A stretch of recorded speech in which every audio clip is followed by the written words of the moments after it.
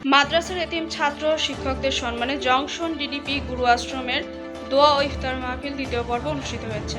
পাঠ করছে মুনমুন আক্তার।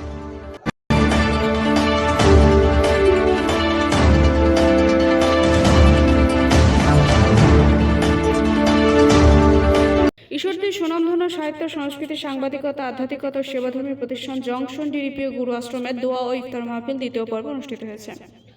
পবিত্র মাহে রমজান উপলক্ষে ঈশ্বরদী স্টিল মিল নাজমুন্নেছা মোশাররফ দারুল উলুম কোরআন একাডেমি লিল্লা বোর্ডিংয়ের শিক্ষক ও ছাত্রদের সম্মানে এই দোয়া ও ইফতার মাহফিল আয়োজন করা হয়।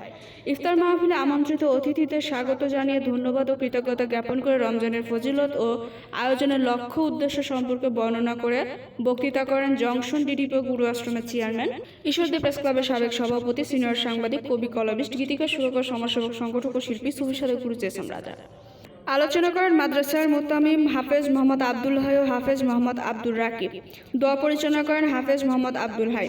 উপস্থিত ছিলেন কারি মোহাম্মদ লুৎফর রহমান, সাংবাদিক তৌকির আক্তার তুহিন, সাংবাদিক মামুনুর রহমান, সাংবাদিক বিপ্লব কুমার তালুকদার, সাংবাদিক SM দীপ্ত, সাংবাদিক ও কবি সুবল কুমার পাল, বিশিষ্ট ব্যবসায়ী আব্দুল খালেক সহ মাদ্রাসার শিক্ষক, ছাত্র ও সুধীজান।